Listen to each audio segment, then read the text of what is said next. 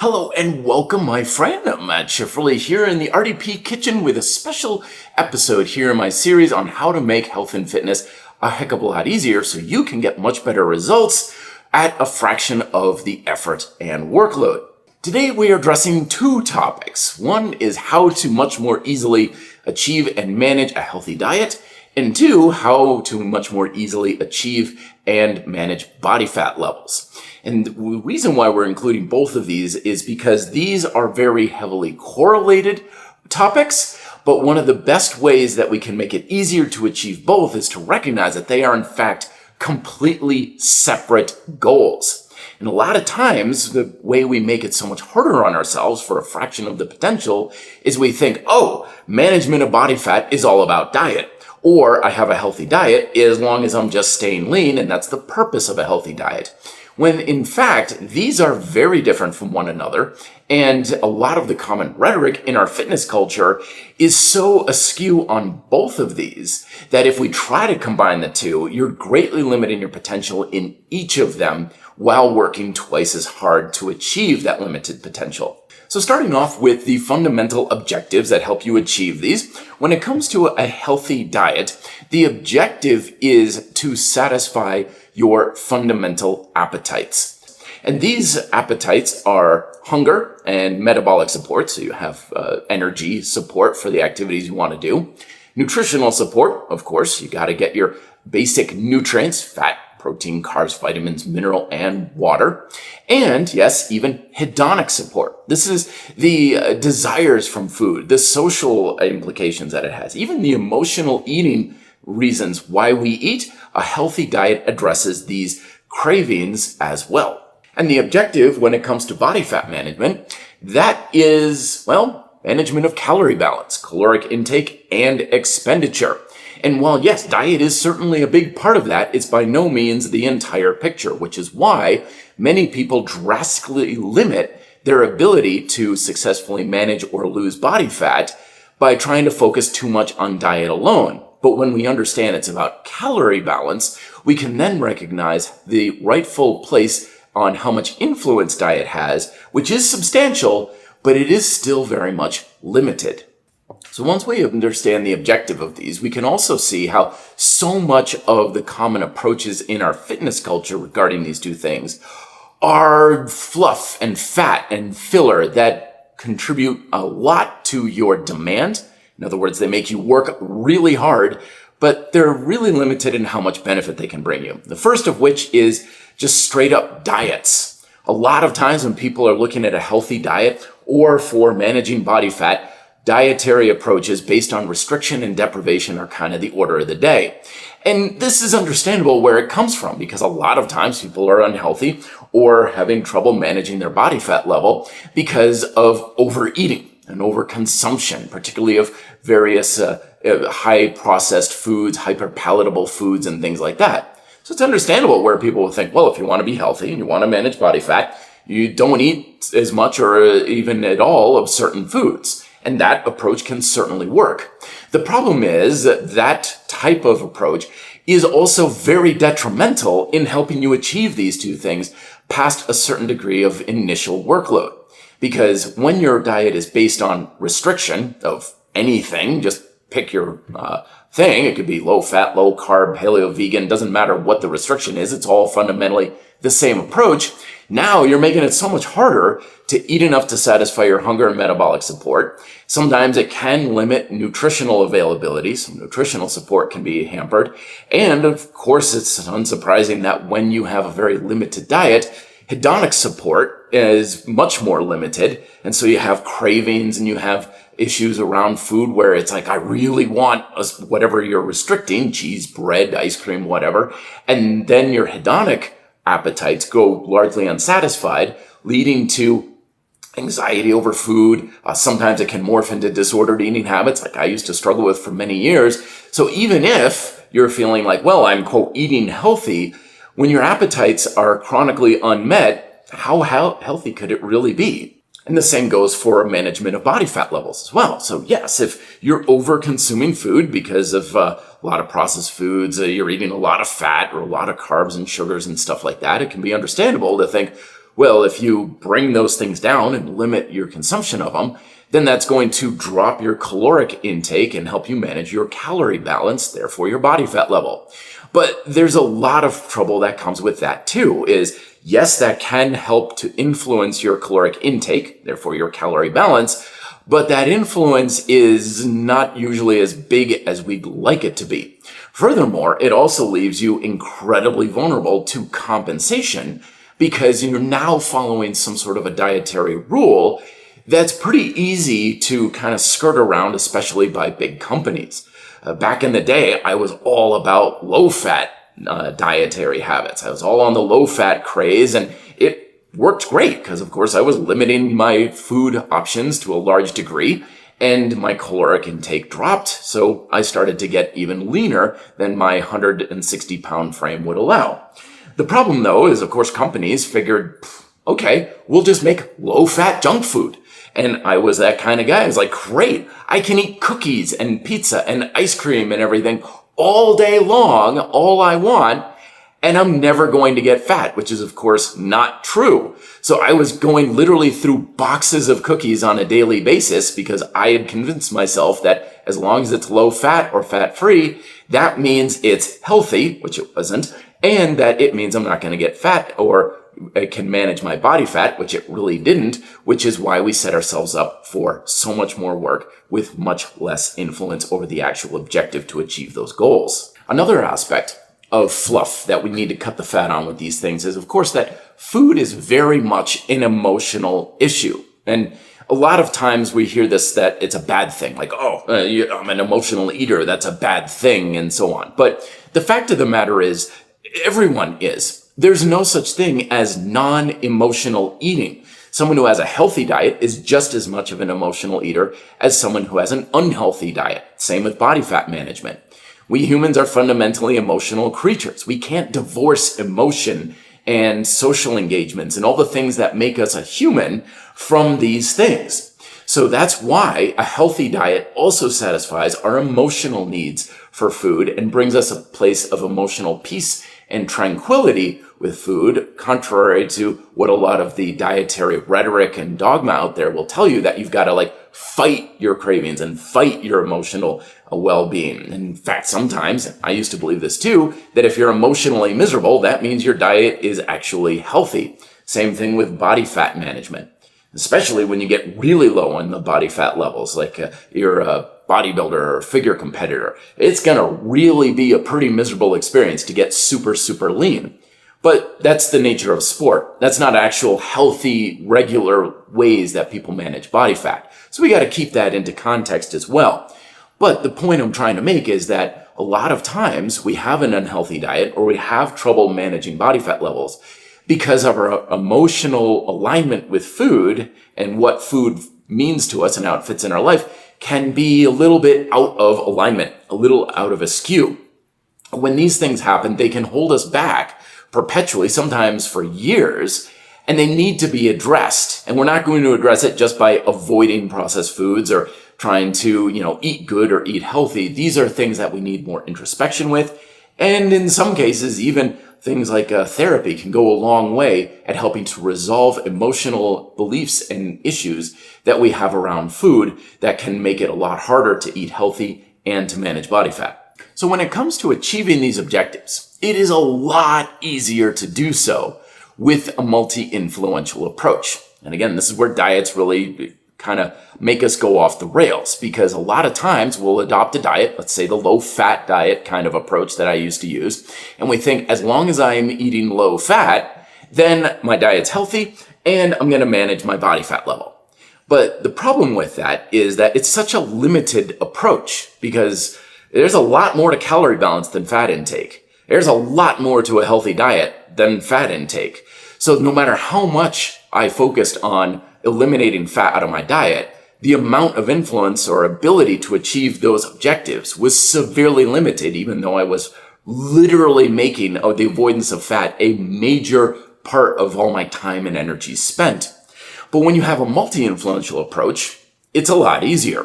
For example, one of the things that makes it a lot easier to achieve a fundamentally healthy diet where you're satisfying your appetite is first and foremost focusing on a lot of wholesome, nutrient-dense foods. So that way, what you're eating carries a much higher nutritional load, which satisfies your nutritional appetite. Usually wholesome food satisfies hunger and metabolic support a lot better.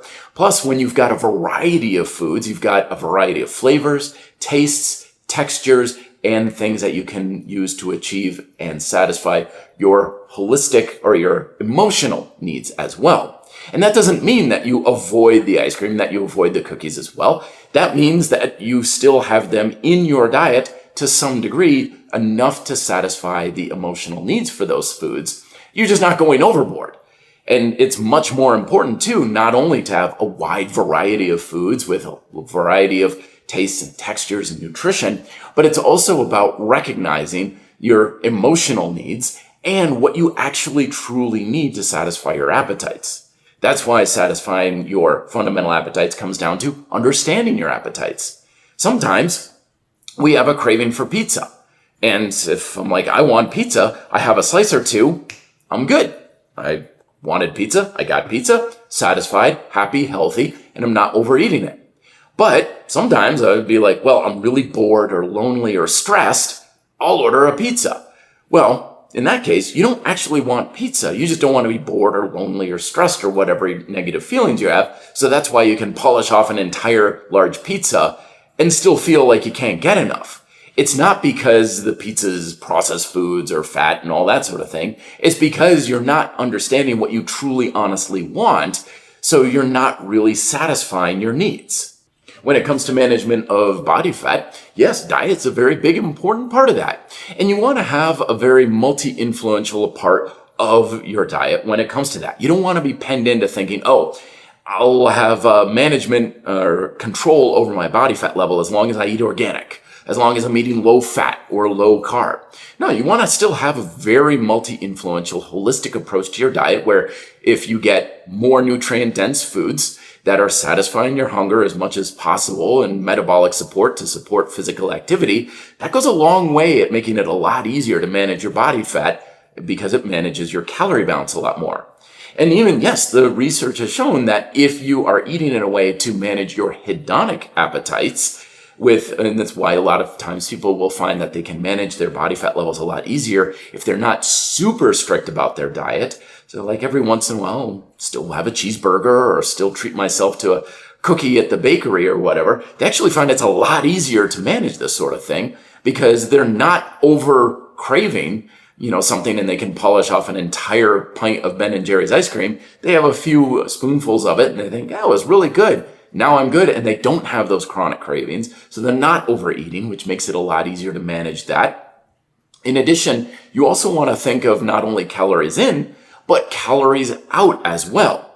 I know there's that idea out there like, oh, you can't out-train a bad diet and all that sort of thing. And to a degree, yeah, that's true. If your diet is nutritionally deficient or you're having trouble satisfying your appetites, then yeah, no amount of running or jumping jacks is going to help you there because that's what a true healthy diet does, is satisfies your appetites. But when it comes to calorie balance and weight management, or body fat management rather, which is what most people are talking about in that context, that's just simply wrong. People out-train a bad diet all the time. I do it every single day. And the reason is simple. It's because your physical activity contributes to your overall calorie expenditure, which is half of your calorie balance equation.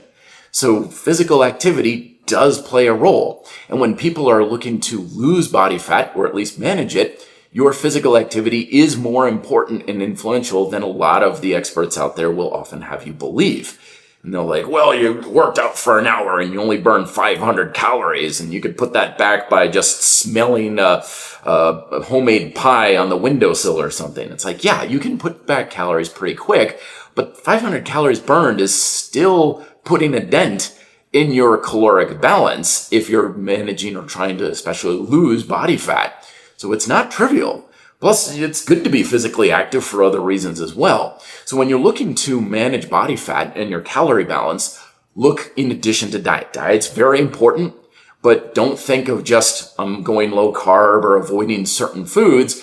go into more of a holistic approach to your diet and look to all the other things that also contribute. And that even goes beyond physical activity. In both of these things, holistic lifestyle factors like good nights of sleep are linked to your ability to do both of these things. Social engagement, good emotional levels as well. You're not stressing yourself out by watching toxic news channels all the time, which make you stressed and hungry and anxious all the time, can also play a role. So diet is important for both, of course, with satisfying your appetites, but you want to think beyond just what you see on a food label. You want to think beyond what the diets are telling you to avoid, because the more you can take a holistic approach to each of these, it's going to be a heck of a lot easier to satisfy these objectives and maintain it to a much higher degree. And then finally, we have your importance of personal alignment with these, which is extremely important because food and body fat management is a very personal issue. Now, I want to make it clear here too, when I say like diets, they're not really the be all end all. They're not helping you with this. I'm not going to tell you don't diet, because a lot of times people will follow dietary guidelines for reasons other than healthy eating or body fat management. There can be religious reasons for it. There could be social and economic reasons for particular dietary approaches. It could be even just something as simple as, well, I just don't want to eat meat. I don't think it's right to eat meat or whatnot for ethical reasons, environmental reasons. And this is all great. If you feel like that's what you should do in order to live your best life, by all means, please do follow those guidelines. Just recognize those guidelines in and of themselves are usually insufficient for a truly healthy diet and satisfying your appetite or for managing body fat levels. The guidelines often just fall short, but if you feel like that's what you should do, then by all means, please do. Also know that you don't have to follow those guidelines if that's out of your personal alignment as well. So do what feels best for you. Also, eat foods that you enjoy. Lots of times when people are like, oh, I'm following this diet and this expert has told me that I should be eating lots of yogurt because it's probiotic and everything like that. Well, that's great, but if you absolutely detest the taste and the flavor of yogurt, don't eat yogurt because it's not going to do very much, especially for satisfying your hedonic appetites. And you're probably not going to eat enough or in a very healthy way to help manage your body fat levels. So eat foods that are nutrient dense, that satisfy your hunger and your appetites as much as possible. You do physical activity that you enjoy as much as well. When it comes to caloric expenditure, it's much more effective if you do activities you enjoy. For example, I'm not much of a runner. I really don't like running. For me to run for even 10 minutes is a very difficult thing for me to do. But I'll go mountain biking for hours and hours on end. So, for me to expend a good number of calories, I go mountain biking. Doesn't matter if the science says that running is the best way to burn calories. It's not the best way for me to burn calories. And that's the important thing, is what's best for you to satisfy your fundamental appetites, hunger, metabolic support, nutritional support, and hedonic support. What's the simplest, most direct way to satisfy those appetites? And what is the easiest way for you to manage your calorie balance, therefore your body fat levels, with satisfying wholesome food that doesn't overfeed you, especially on a calorie level, plus physical activity and lifestyle habits that fit your schedule, your preferences, and your abilities that help with caloric expenditure to help maintain and manage your balance. And I know this is a much more nuanced kind of topic. It can take a lot of introspection, especially when it comes to the emotional regard to these various things. And it's not something of, oh, just eat this and you'll be fine, or just don't eat that food and you'll be fine, which is very limiting and requires a ton more work for even a fraction of your potential. But that's why we like that type of thing. When the diets tell us, oh, you'll be completely healthy and you'll be as lean and attractive as you want, just don't eat this food or just avoid seed oils or whatever, it's a very attractive idea because it makes it oversimplified and it makes it really simple to understand. The problem is when we think simple to understand means simple and easy to implement and find success with are not at all the same thing. So it is a skill to manage body fat levels, and it is a skill to eat healthy. And that's a good thing. Because while it can take some practice and some experience and some trial and error to figure out how to achieve those objectives, the cool thing about skills is the better you get at it, the easier it becomes to achieve those objectives to a much higher degree. When you get better at a skill, you get much better results with a fraction of the amount of work necessary on a daily basis.